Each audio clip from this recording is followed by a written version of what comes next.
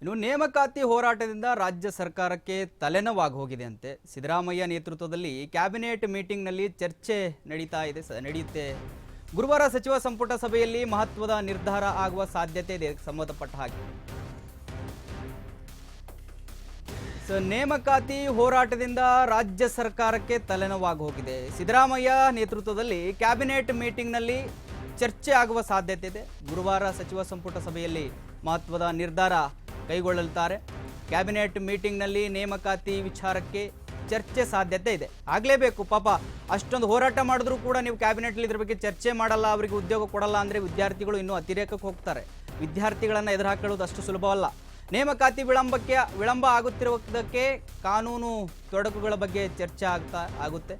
ನೇಮಕಾತಿ ಸಮಸ್ಯೆಗಳ ಬಗ್ಗೆ ಸುದೀರ್ಘ ಚರ್ಚೆ ಬಳಿಕ ಸರ್ಕಾರದಿಂದ ನಿರ್ಧಾರವನ್ನು ತೆಗೆದುಕೊಳ್ಳುವ ಸಂದರ್ಭ ಇದೆ. ಯಾಕಂತ ಹೇಳಿದ್ರೆ ವಿದ್ಯಾರ್ಥಿಗಳು ಅಷ್ಟು ದೊಡ್ಡ ಮಟ್ಟದಲ್ಲಿ ಪ್ರೊಟೆಸ್ಟ್ ಮಾಡಿದ್ರು ಕೂಡ ಮುಂದಿನ ಭವಿಷ್ಯ ರೀ ಅವರಿಗೆ ನೀವು ಉದ್ಯೋಗ ಕೊಡಲ್ಲ ಅಂದರೆ ಓದಿನ ಕಡೆ ಅವರಿಗೆ ಆಸಕ್ತಿನೇ ಕಳ್ಕೊಂಡ್ಬಿಡ್ತಾರೆ. ಅವರು 1 ವರ್ಷ ಚಂದ, 2 ವರ್ಷ ಚಂದ, ಇದೇ ರೀತಿ ನೀವು ಪದೇ ಪದೇ ಇದನ್ನೇ ಮಾಡ್ತಾ ಹೋದರೆ ಏನು ಅವ್ರಿಗೆ ಉದ್ಯೋಗ ಕೊಡಲ್ಲ ಅಂದರೆ ಅವರ ಕುಟುಂಬವನ್ನು ಅವರು ಸಾಕೋದಾದರೂ ಯಾವಾಗ, ಅವರ ಮುಂದಿನ ಭವಿಷ್ಯ ಕಟ್ಕೊಳ್ಳೋದಾದರೂ ಯಾವಾಗ, ಈ ಥರನೇ ಆಗ್ತಾ ಹೋದರೆ ಕತೆ ಏನು ಅಂಥೇಳಿ ವಿದ್ಯಾರ್ಥಿಗಳು ನೋಡುವಷ್ಟು ನೋಡಿದ್ದಾರೆ, ಪಾಪ ಕಾಯುವಷ್ಟು ಕಾದಿದ್ದಾರೆ.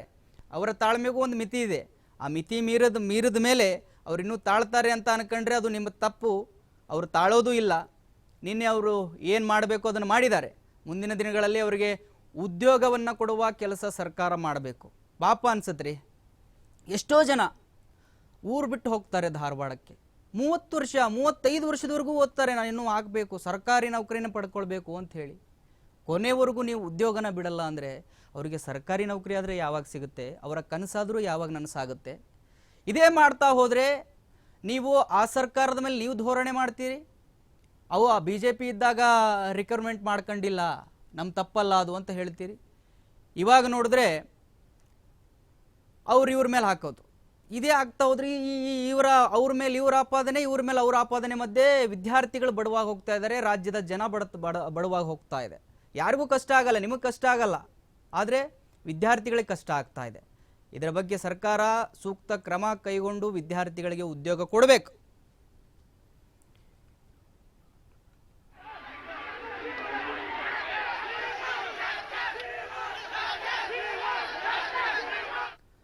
ಇದರ ಬಗ್ಗೆ ನಮ್ಮ ಪ್ರತಿನಿಧಿ ಅಪ್ಡೇಟ್ ಕೊಡ್ತಾರೆ. ವಿನೋದ್, ವಿದ್ಯಾರ್ಥಿಗಳು ಪ್ರತಿಭಟನೆಯನ್ನ ಮಾಡಿದ್ರು ನಿನ್ನೆ. ಇದಕ್ಕೆ ಸಂಬಂಧಪಟ್ಟ ಹಾಗೆ ಕ್ಯಾಬಿನೆಟ್ನಲ್ಲೂ ಕೂಡ ಚರ್ಚೆ ಆಗುತ್ತೆ ಅಂತ ಕೇಳಿ ಬರ್ತಾ ಇದೆ. ಏನಿದೆ ಅಪ್ಡೇಟ್ ಕೊಡೋದಾದ್ರೆ? ಮಹಾದೇವ್, ನಿನ್ನೆ ಧಾರವಾಡದಲ್ಲಿ ನಡೆದಿರ್ತಕ್ಕಂತ ಒಂದು ಜಂಜಿ ಮಾದರಿಯ ಒಂದು ಪ್ರತಿಭಟನೆಗೆ ರಾಜ್ಯ ಸರ್ಕಾರ ಇದೀಗ ತಲೆಬಾಗಿದೆ ಅಂತ ಹೇಳ್ಬೋದು. ಯಾಕಂದ್ರೆ ರಾಜ್ಯದಲ್ಲಿ ಪ್ರಸ್ತುತವಾಗಿ 2,84,000 ಒಂದು ಹುದ್ದೆಗಳು ಖಾಲಿದೆ. ಆ ಒಂದು ಹುದ್ದೆಗಳನ್ನ ಭರ್ತಿ ಮಾಡುವಂತೆ ಒಂದು ರಾಜ್ಯ ಸರ್ಕಾರದ ವಿರುದ್ಧ ನಿನ್ನೆ ತೀವ್ರವಾಗಿ ಹೋರಾಟ ಮಾಡಿದ್ರು. ಆ ಒಂದು ಹೋರಾಟಕ್ಕೆ ಸಂಬಂಧಪಟ್ಟಂಗೆ ಇದೀಗ ರಾಜ್ಯ ಸರ್ಕಾರ ಒಂದು ಮಹತ್ವದ ಹೆಜ್ಜೆಯನ್ನಿಟ್ಟಿದೆ. ಯಾಕಂದ್ರೆ ನಿನ್ನೆನೆ ಸಹ ಒಂದು DC ನೇತೃತ್ವದಲ್ಲಿ, ಅಂದ್ರೆ DC ಸ್ನೇಹಲಾರ್ ನೇತೃತ್ವದಲ್ಲಿ ಒಂದು ಮಾಹಿತಿಯನ್ನ CM ಸಿದ್ದರಾಮಯ್ಯ ಒಂದು ತಲುಪಿಸಲಾಗಿದೆ. ಅಂದ್ರೆ ಇಡೀ ಎಂಟೈರ್ ಘಟನೆ ಬಗ್ಗೆ ಗೃಹ ಇಲಾಖೆಗಾಗಿರ್ಲಿ, ಜೊತೆಗೆ ಒಂದು ರಾಜ್ಯ ಸರ್ಕಾರಕ್ಕಾಗಿರ್ಲಿ ಮಾಹಿತಿಯನ್ನ ಸ್ನೇಹಲಾರ್ ಅವರು ಕೊಟ್ಟಿದ್ರು. ಇದಾದ ಬಳಿಕ ಇವತ್ತು ಸಹ ಒಂದು ಮಧ್ಯಾಹ್ನ ಒಂದು CM ಸಿದ್ದರಾಮಯ್ಯ ಅವರು ಉಡುಪಿಯಲ್ಲಿ ಒಂದು ಮಾತನ್ನು ಹೇಳ್ತಾರೆ.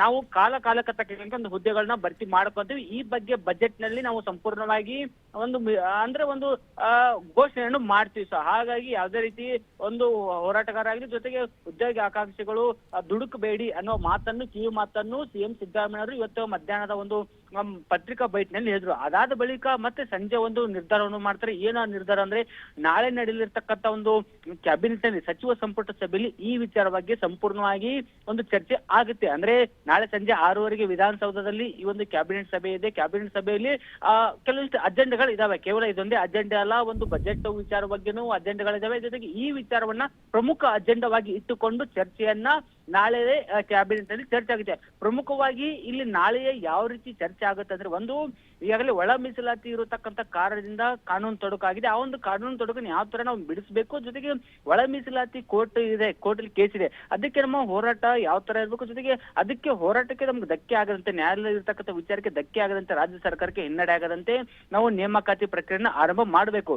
ಜೊತೆಗೆ ಈಗಾಗಲೇ ಯಾವ್ಯಾವ ಇಲಾಖೆ ಎಷ್ಟೆಷ್ಟು ಹುದ್ದೆಗಳು ಬಾಕಿ ಇದಾವೆ, ಅದಕ್ಕೆ ಎಷ್ಟು ಖರ್ಚು ವೆಚ್ಚ ಆಗುತ್ತೆ ಅಂದ್ರೆ, ವಾರ್ಷಿಕವಾಗಿ ಎಷ್ಟು ಹೊರೆ ಆಗುತ್ತೆ ರಾಜ್ಯ ಸರ್ಕಾರಕ್ಕೆ, ಅದು ವಿಚಾರ ಚರ್ಚೆ ಆಗ್ಬೇಕಲ್ಲ. ಜೊತೆಗೆ ಪ್ರಮುಖವಾಗಿ ಯಾವ್ಯಾವ ಇಲಾಖೆ ಎಷ್ಟೆಷ್ಟು ಹುದ್ದೆಗಳು ಖಾಲಿದಾವೆ ಆ ವಿಚಾರ ಬಗ್ಗೆ ಸುದೀರ್ಘವಾಗಿ ಚರ್ಚೆ ಆಗುತ್ತೆ. ಜೊತೆಗೆ ಪ್ರೊಸೀಜರ್ ಇರುತ್ತಲ್ಲ, ಯಾಕಂದ್ರೆ ಈ ಒಂದು ಸರ್ಕಾರಿ ನೇಮಕಾತಿ ಅನ್ನೋದು ವರ್ಷಾನುಗಟ್ಲೆ ಆಗುತ್ತೆ. ಸೊ ಹಾಗಾಗಿ ಒಂದು ವೇಳೆ ಏನಾದರೂ ಪ್ರೊಸೀಜರ್ ಲೇಟ್ ಆದಂತ ಸಂದರ್ಭದಲ್ಲಿ ಒಂದು ಆಕಾಂಕ್ಷಿಗಳ ಒಂದು ಹೋರಾಟ ಯಾವ ತರ ಇರುತ್ತೆ, ಮತ್ತೆ ಅದಕ್ಕೆ ಪ್ರತಿಭಟನೆ ಹೇಳುವ ಸಾಧ್ಯತೆ ಇರುತ್ತೆ. ಸೊ ಹಾಗಾಗಿ ಯಾವ ರೀತಿ ರೂಪುರೇಷೆಗಳು ಇರಬೇಕು, ಜೊತೆಗೆ ಒಂದು ನಮ್ಮ ಸಾಧಕ ಬಾಧಕಗಳೇನು ಕಾನೂನು ತೊಡಕುಗಳನ್ನ ನಿವಾರಣೆ ಮಾಡೋಕೆ ನಾಳೆ ಒಂದು ಕ್ಯಾಬಿನೆಟ್ ನಲ್ಲಿ ಪ್ರಮುಖವಾಗಿ ಅಜೆಂಡಾ ಇಟ್ಟುಕೊಂಡು ಎಲ್ಲ ಸುದೀರ್ಘವಾಗಿ, ಯಾಕಂದ್ರೆ ಇದು ಕೇವಲ ಒಂದು 1 ಗಂಟೆ 2 ಗಂಟೆ ಕ್ಯಾಬಿನೆಟ್ ಅಲ್ಲಿ ವಿಚಾರ ಪ್ರಸ್ತಾಪ ಆಗುತ್ತೆ ಅಂದ್ರೂ ಅಷ್ಟು ಬೇಗ ಇದಕ್ಕೆ ಇತಿಶ್ರೇ ಹಾಡಕ್ಕಾಗಲ್ಲ. ಸೊ ಹಾಗಾಗಿ ಒಂದೇ ಕ್ಯಾಬಿನೆಟ್ ಅಲ್ಲಿ ಈ ವಿಚಾರ ಚರ್ಚೆ ಆಗುತ್ತೆ. ಚರ್ಚೆಗೆ ಒಂದು ಸಂಪೂರ್ಣವಾಗಿ ಅಂದ್ರೆ ಒಂದೇ ಕ್ಯಾಬಿನೆಟ್ ನಲ್ಲಿ ಸಂಪೂರ್ಣವಾಗಿ ಒಂದು ಆದೇಶ ಹೊರ ಬರುತ್ತಾ ಅನ್ನೋದು ಒಂದು ಡೌಟ್. ಯಾಕಂದ್ರೆ ಕೇವಲ ಇಂಥ ಕಾಂಪ್ಲಿಕೇಟ್ ವಿಚಾರಗಳಾಗ್ಲಿ, ಮತ್ತೆ ಇದು ದೊಡ್ಡ ವಿಚಾರ, ಯಾಕಂದ್ರೆ ಲಕ್ಷಾಂತರ ಹುದ್ದೆಗಳ ಸೃಷ್ಟಿ, ಸಾವಿರಾರು ಕೋಟಿ ಆರ್ಥಿಕ ಹೊರೆ